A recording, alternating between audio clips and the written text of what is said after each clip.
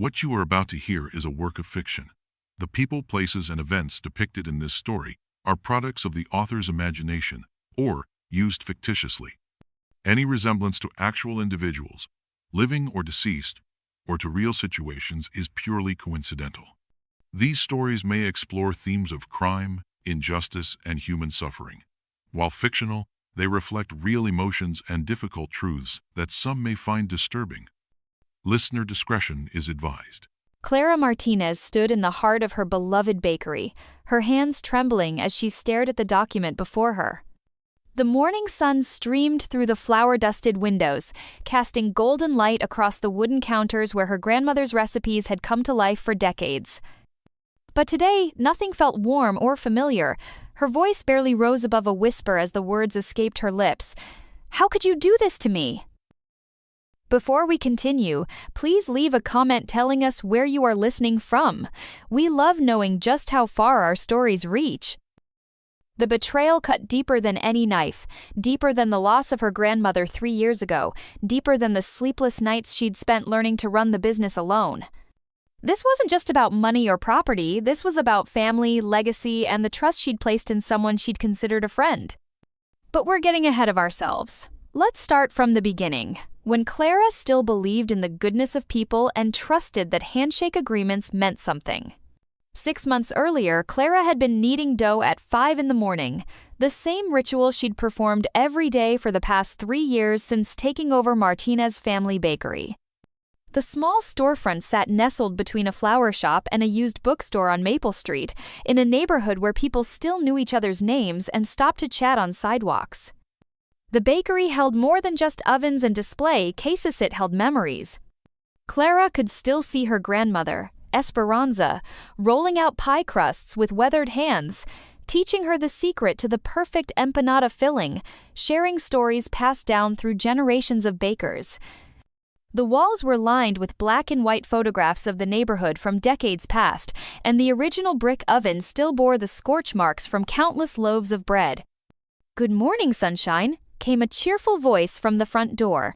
Victor Reeves pushed through the entrance, bringing with him the crisp October air and his trademark smile. At 58, Victor had the kind of polished charm that made people trust him instantly. His silver hair was always perfectly styled, his clothes pressed to perfection, and his handshake firm enough to seal any deal. "Morning, Victor," Clara replied, wiping flour from her apron. "You're early today." "Couldn't sleep thinking about our expansion plans?" he said, settling into the chair across from her small office desk. "I've been looking at the numbers, and I think we could really take this place to the next level." Clara had met Victor through her late husband Robert's business connections, just 6 months after Robert's sudden heart attack had left her reeling from the double blow of losing both her grandmother and her life partner within a year. When she'd struggled to keep the bakery afloat while drowning in grief, Victor had offered to become a silent partner, bringing capital and business expertise in exchange for a stake in the operation. Through her fog of loss and exhaustion, it had seemed like a godsend, someone who understood her vision and wanted to help preserve her family's legacy. In her vulnerable state, she'd signed some preliminary partnership documents without fully understanding their implications, trusting Victor's assurances that the details could be worked out later. "What did you have in mind?" Clara asked, though part of her was already skeptical. Victor's ideas often involved changes that felt too modern, too removed from the traditional methods that made the bakery special. "I'm thinking we could standardize some of the recipes, maybe look into franchising opportunities. There's real money to be made if we're smart about it." Clara's stomach tightened. "Victor, you know how I feel about that.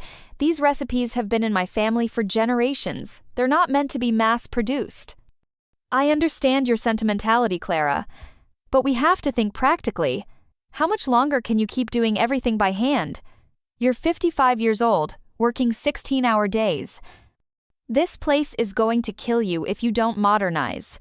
The conversation was interrupted by the sound of the back door opening. Joan Williams entered, pulling off her coat and tying her apron with practiced efficiency. At 32, Joan had been Clara's most trusted employee for 5 years, ever since she'd wandered in looking for work after her previous job at a chain restaurant had left her feeling empty and unfulfilled. "Morning, Clara. Morning, Mr. Reeves," Joan said, her voice carrying a slight coolness when she addressed Victor. She'd never warmed to him, though she'd never been able to articulate exactly why. "Joan, perfect timing," Victor said, standing to leave. "I was just telling Clara about some exciting possibilities for the bakery. Maybe you could help convince her that progress isn't always a bad thing." After Victor left, Joan began setting up the display cases, her movements careful and deliberate. Clara watched her work, noting the furrow in her brow that appeared whenever Victor's name came up. "He seems awfully interested in the business side of things lately," Joan said quietly. "He's trying to help," Clara replied, though she wasn't sure if she was trying to convince Joan or herself. "I couldn't have kept this place going without his investment." "I know, but—" Joan paused, choosing her words carefully. "Sometimes I wonder if he really understands what this place means to you, to the neighborhood." Clara didn't respond, but Joan's words stuck with her as she went about her morning routine. She pulled the first batch of bread from the oven, the smell filling the bakery with warmth and comfort. This was what mattered: a daily ritual, the satisfied customers, the continuation of something beautiful her grandmother had started. The morning rush brought its usual mix of regulars. Old Mr. Peterson picking up his daily sourdough, the young mother from down the street buying muffins for her toddler, the construction workers who stopped by for coffee and pastries before heading to their job sites. Each transaction was more than just business, it was community, connection, the threads that held the neighborhood together. Around noon, Clara's phone rang. The caller ID showed Catherine Morrison, her oldest friend and one of the few people who still called her by her childhood nickname. "Kathy!" Clara answered, her voice brightening immediately. "Please tell me you have time for coffee. I could use a friendly face." "Always time for you, Clara. I'll be there in 20 minutes. Catherine Morrison had been Clara's friend since college, when they'd been young idealists studying business and law respectively. While Clara had followed her heart back to the family bakery, Catherine had built a successful practice specializing in small business law. Despite their different paths, they'd remained close, bound by shared history and mutual respect. When Catherine arrived, she brought with her the kind of presence that made people feel both comforted and protected. At 54, she carried herself with the confidence of someone who'd spent decades fighting for the underdog. Her dark hair was streaked with silver that she wore proudly, and her eyes held the sharp intelligence that had made her one of the city's most respected attorneys. "You look tired," Catherine said, settling into the booth by the window where they always sat for their weekly catch-ups. "I am tired," Clara admitted, pouring coffee from the pot she always kept fresh. "This place is getting harder to manage on my own, and Victor keeps pushing for changes that don't feel right." "Tell me about Victor again," Catherine said, her lawyer instincts kicking in. "Remind me how this partnership works." Clara explained the arrangement they'd made nearly 3 years ago. Victor had provided capital when she was struggling with grief and financial pressure after Robert's death, and in return, he'd received a percentage of the business. The details had been handled through some basic paperwork and a lot of trust, something Catherine had warned her about at the time, but that Clara, in her emotional state, hadn't been ready to address properly. "Clara, I've told you before you need proper documentation for these things. I know Robert's death left you overwhelmed, but what exactly does Victor legally own now?" "I wasn't thinking clearly after losing Robert so soon after Grandmama," Clara admitted, feeling the old guilt wash over her. "I signed some partnership agreements, but we said we'd work out the specifics later. It seemed more important to just keep the bakery running." Catherine's expression grew serious. "Has he been asking for more involvement lately? More access to financial records?" "Actually, yes. He's been very interested in the books, asking about property values, wanting to know about the original deed to the building." Clara paused, a chill running down her spine. "Why do you ask?" "Just lawyer instincts," Catherine said, but her tone suggested she was thinking about more than just instincts. "Promise me you'll be careful, and if anything feels off, call me immediately." That afternoon, Clara found herself paying closer attention to Victor's behavior. When he stopped by around 3 o'clock, she noticed how his eyes scanned the office area, how he asked seemingly casual questions about where she kept important documents. "I've been thinking about what you said this morning," Victor said, settling into his usual chair. "About the recipes and the family tradition. I completely understand your position." Clara felt a wave of relief. "I'm glad you do. I was worried you thought I was being stubborn." "Not at all. In fact, I've been wondering if we should document some of these family recipes properly, for insurance purposes, you understand. In case something happened to you, we'd want to make sure the bakery could continue operating." The suggestion made sense on the surface, but something about the way Victor said it made Clara uncomfortable. "I suppose that would be prudent," she said slowly. "Great. Why don't you gather up your grandmother's recipe books, and I'll have them professionally photographed and stored. We should also probably review the property deed, just to make sure everything is properly registered."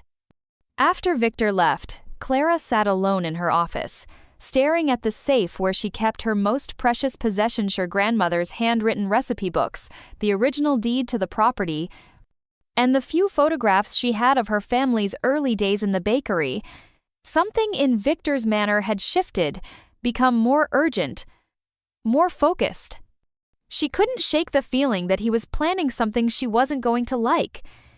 The next morning, Joane arrived to find Clara already at work, but distracted and jumpy. "Everything okay?"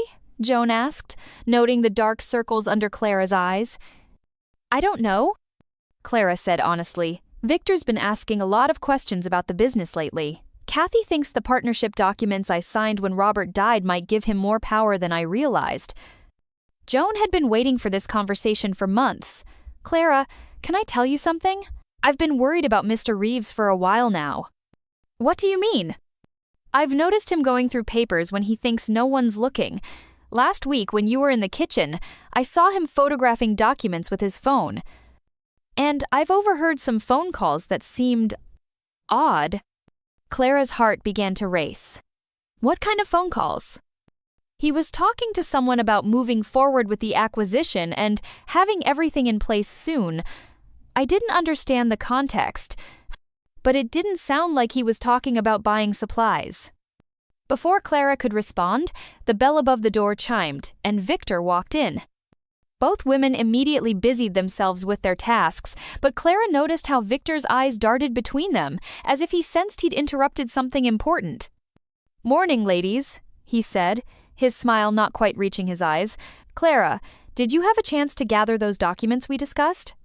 "Not yet," Clara said, her voice steadier than she felt. "I've been thinking about it, and I'm not sure I'm comfortable with that right now." Victor's expression hardened for just a moment before the smile returned. "Clara, we discussed this. It's just a precaution. You trust me, don't you?" The question hung in the air like a challenge. Clara felt the weight of 3 years of partnership, of gratitude for his help when she'd needed it most, of the friendship she'd believed they'd shared. But she also felt the growing certainty that something was very wrong. "Of course I trust you," she said finally. "I just need a little more time to organize everything." "Time is something we don't have a lot of," Victor said, his tone sharper than before. "I've been patient, Clara, but there are opportunities here that won't wait forever." After he left, Clara and Joane exchanged worried glances. The facade of friendly partnership was beginning to crack, revealing something darker underneath. That evening, Clara called Catherine and asked her to come to the bakery after closing. When Catherine arrived, Clara poured out her concerns: Victor's increasingly aggressive behavior, his interest in the documents, Joane's observations about his secretive phone calls. "I need you to help me understand something," Clara said, pulling out a folder of papers. "This is everything I have related to our partnership. I want to know exactly what Victor is entitled to." Catherine spent an hour reviewing the documents, her expression growing more serious with each page. Finally, she looked up at Clara with concern written across her face. "Clara, this is worse than I thought. These partnership agreements you signed while grieving, they're incredibly vague and heavily weighted in Victor's favor. If Victor wanted to challenge your ownership of the bakery, he might have legitimate grounds to do so based on what you agreed to." "What do you mean?" The language here could be interpreted to give him significant partnership rights, especially given his financial investment and the clauses about business decisions requiring mutual agreement. Combined with any additional documentation he might have created, he could potentially claim majority control over operations. Clara felt the room spin around her. But it's my family's bakery. My grandmother built this place. I know, but if he has documentation that supports his version of events, and if he can prove that you agreed to certain terms. Catherine paused, choosing her words carefully. We need to be very careful here. I think Victor might be planning something. Over the next few days, Clara and Joane began watching Victor more closely. They noticed how he took photos of documents when he thought no one was looking, how he asked detailed questions about the bakery's financial records, how he seemed to be mapping out every aspect of the business. The turning point came on a Thursday afternoon. Joane was cleaning the office area when she decided to check behind Victor's usual chair after hearing him on another suspicious phone call earlier that day. She'd noticed him acting nervous, constantly checking his phone, and when she heard him say something about finalizing the paperwork this week, she knew she had to investigate. Wedged between the chair and the wall, she found a piece of paper that made her blood run cold. It was a draft of a document titled Sale Agreement Martinez Family Bakery, with Clara's signature forged at the bottom. The document outlined the sale of the bakery to a chain restaurant company for a substantial sum, with Victor listed as the authorized representative. Joane's hands shook as she photographed the document with her phone before carefully placing it back where she'd found it. She immediately called Clara, who was at the farmer's market picking up fresh ingredients. Clara, you need to come back to the bakery right now, Joane said, her voice tight with urgency. I found something you need to see. When Clara saw the forged document, she felt like she was falling into a bottomless pit. The signature was a good approximation of her handwriting, but she knew she'd never signed anything like this. The implications were staggering. Victor wasn't just trying to gain control of the bakery. He was planning to sell it out from under her. We need to call Kathy, Clara said, her voice barely above a whisper. We need to call her right now. Catherine arrived within 30 minutes, and when she saw the document, her face hardened with professional anger. This is fraud, Clara. This is a serious crime. Victor is trying to steal your bakery. What do we do? Clara asked, feeling overwhelmed by the scope of the betrayal. We need to gather evidence and contact the police. But first, we need to make sure he doesn't destroy any other documents or complete this sale. Catherine called in favors with investigator friends, and they began building a case against Victor. They discovered that he had been in contact with the chain restaurant company for months, negotiating the sale of the bakery without Clara's knowledge. He had also been slowly moving money from the bakery's accounts, preparing to disappear once the sale was complete.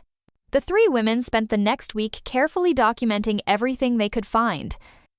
They discovered more forged documents, recorded phone calls, with Catherine's guidance on legal procedures, and gathered evidence of Victor's financial manipulations. The community baking festival is this weekend, Clara said during one of their planning sessions. Victor will be there. He's been looking forward to it for weeks. He sees it as an opportunity to network with potential buyers. Perfect, Catherine said. We'll make sure the police are there too. If we're going to confront him, we want to do it publicly, with witnesses and with backup. The annual Community Baking Festival was the highlight of Maple Street's social calendar. Local bakeries, restaurants, and home bakers set up booths along the street, sharing their specialties with neighbors and visitors. Clara had participated every year since taking over the bakery, and it was always one of her favorite events. This year, however, she felt sick with nerves as she set up her booth. Victor was across the street, schmoozing with potential investors and talking animatedly about expansion opportunities. He had no idea that his world was about to come crashing down. Catherine and Joane flanked Clara as she watched Victor work the crowd. In her purse, Clara carried copies of all the forged documents, evidence of the unauthorized financial transactions, and a recording device that Catherine had insisted she wear. Remember, Catherine whispered, We need him to admit what he's done. The recording will be crucial evidence. At 2 o'clock, Clara took a deep breath and walked across the street to Victor's location. He was in the middle of a conversation with a man in an expensive suit, undoubtedly a representative from the chain restaurant company. "Victor," Clara said, her voice carrying across the crowd, "I need to speak with you." Victor's face lit up with his trademark smile, but Clara could see the wariness in his eyes. "Clara, perfect timing. I was just telling Mr. Harrison here about our wonderful little bakery." "Our bakery?" Clara repeated, her voice rising. "Is that what you're calling it now?" The crowd around them began to quiet, sensing drama. Victor's smile faltered slightly. "Clara, what's gotten into you? You're making a scene." "A scene?" Clara pulled out the forged sale agreement and held it up for everyone to see. "You mean like forging my signature on a document to sell my family's bakery without my knowledge?" The crowd gasped. Victor's face went pale, then red with anger. "You don't know what you're talking about," he said, but his voice lacked conviction. "I know exactly what I'm talking about," Clara said, her voice stronger now. "You've been planning to steal my bakery for months. You forged my signature, moved money from our accounts, and tried to sell my grandmother's legacy to a chain restaurant." "You're being ridiculous," Victor said, but he was backing away from the crowd. "We had an agreement. I invested in this business and I have every right to—" "You have no right to forge my signature," Clara shouted. "You have no right to steal from me." At that moment, Catherine stepped forward, flanked by 2 police officers who had been waiting at the edge of the crowd. "Victor Reeves," one of the officers said, "you're under arrest for fraud, forgery, and embezzlement." Victor's face went through a series of emotions: shock, anger, and finally resignation. As the handcuffs clicked into place, he looked at Clara with hatred in his eyes. "You don't understand business," he said. "That place would have been nothing without me. I made it successful." "You made it successful?" Clara's voice was filled with righteous fury. "My grandmother built that bakery with her own hands. My family poured their hearts into it for generations. You contributed money, Victor, that's all. Money doesn't make you family, and it doesn't give you the right to steal someone's legacy." The crowd burst into applause as Victor was led away. Clara stood in the middle of the street, surrounded by neighbors and friends who had watched the drama unfold. She felt simultaneously drained and exhilarated, heartbroken and vindicated. "Are you okay?" Joane asked, putting a supportive arm around Clara's shoulders. "I think so," Clara said, though she was still shaking. "I can't believe it's over." "It's not over," Catherine said, joining them. "It's just beginning. You're free now, Clara, free to run your bakery exactly the way you want to." In the weeks that followed, Clara slowly rebuilt her sense of security. Victor was formally charged with multiple counts of fraud and embezzlement, and the evidence was overwhelming. The chain restaurant company, horrified to discover they'd been dealing with a criminal, immediately withdrew their offer and issued a public apology. Clara found herself busier than ever, but in a good way. The publicity from Victor's arrest had brought new customers to the bakery, people who wanted to support a small business that had been victimized by corporate greed. More importantly, Clara felt like she could breathe again. She and Joane worked together to reorganize the business, implementing better record-keeping systems and security measures. Catherine helped Clara draft proper legal documents to protect the bakery's interests, ensuring that nothing like this could happen again. 1 month after the festival, Clara stood in her bakery at dawn, kneading dough the way her grandmother had taught her. The morning light streamed through the windows, casting the same golden glow that had warmed the space for decades. But now, the light felt different, not just warm, but safe. "Morning, Clara," Joane said, coming through the back door with her usual smile. "Ready for another day?" "More than ready," Clara replied, and she meant it. As the morning progressed, Clara realized that Victor's betrayal, as painful as it had been, had taught her something important. She had always been so focused on preserving the past that she'd forgotten to protect the future. Now, with proper legal documentation and a clear understanding of her rights, she could honor her grandmother's legacy while building something sustainable for the years to come. The bakery filled with the usual morning crowd, but Clara noticed something different in the way people looked at her. There was respect there, admiration for someone who had stood up to corruption and won. More than that, there was love, the kind of love that exists between people who understand that some things are worth fighting for. Around noon, Catherine stopped by for their weekly coffee, sliding into their usual booth by the window. "How are you feeling?" Catherine asked, studying Clara's face. "Grateful," Clara said without hesitation. "Grateful for friends who had my back, grateful for employees who care about more than just a paycheck, grateful for a community that supported me when I needed it most, and grateful for grandmothers who built something worth fighting for," Catherine added with a smile. Clara nodded, her eyes drifting to the wall where she'd hung her grandmother's original recipe book, the one Victor had wanted to photograph and store. It was displayed in a place of honor now, protected by glass but visible to anyone who wanted to see it. "You know what the best part is?" Clara said. "I'm not afraid anymore.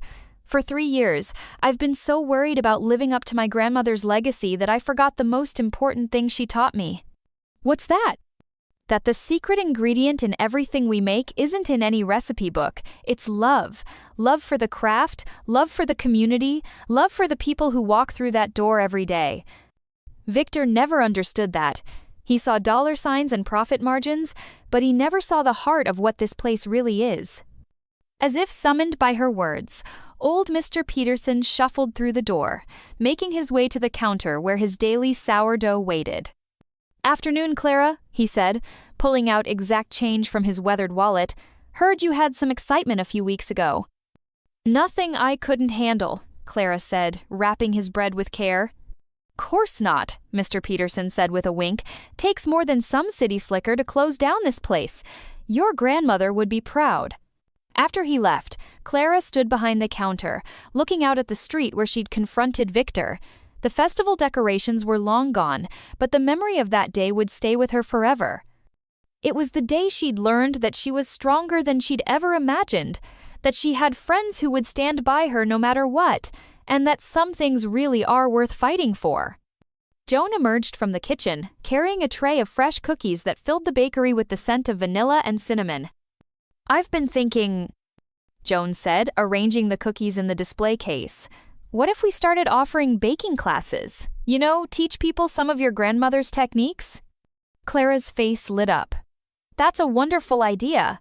We could use the community room upstairs, the one that's been sitting empty for years. And we could invite some of the other local bakers to teach too, make it a real community thing." As they talked, Clara realized that this was exactly what her grandmother would have wanted, not just the preservation of old recipes, but the creation of new memories, new traditions, new connections between people who shared a love of good food and good company. That evening, after the bakery closed, Clara climbed the stairs to the community room that had been empty since her grandmother's time. The space was dusty and filled with old furniture, but Clara could see its potential. She could imagine the room filled with people eager to learn, their hands covered in flour, their faces bright with the joy of creating something beautiful.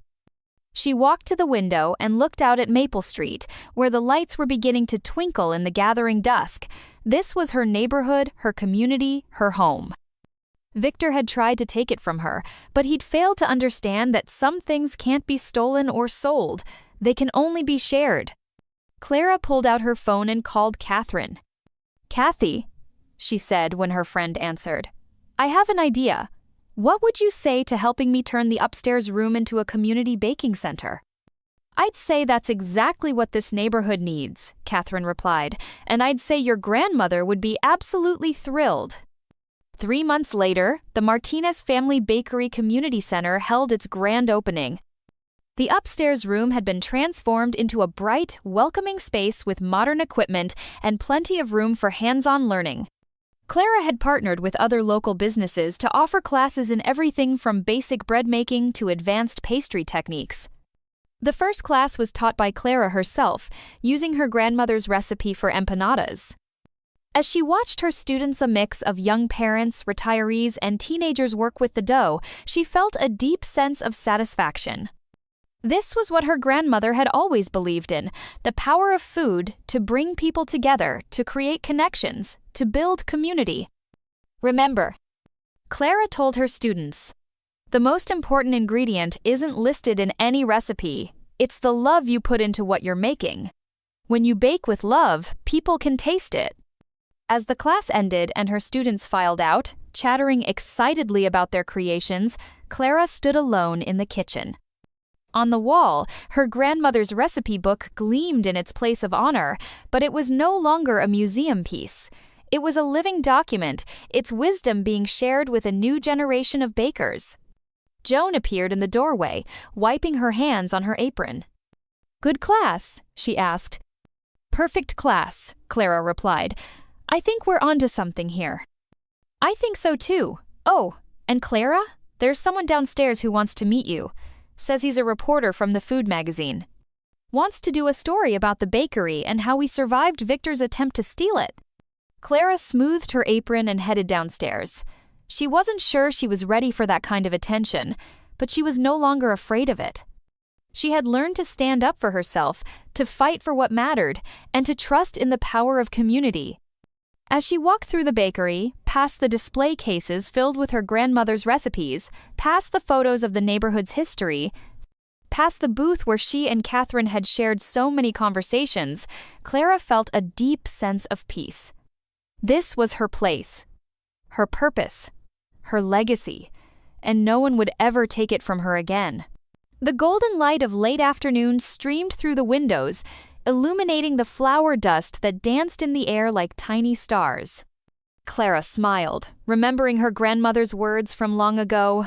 "Mija, when you bake with love, you're not just feeding people's bodies, you're feeding their souls." Clara had never understood those words more clearly than she did now. She was exactly where she belonged, doing exactly what she was meant to do. And tomorrow, she would get up before dawn and start all over again, kneading dough and sharing love, one loaf at a time. The story of the Martinez family bakery was far from over. In fact, Clara realized it was just beginning. Thank you for listening until the end. If you enjoyed the story, please consider leaving us a like. This helps us reach more people.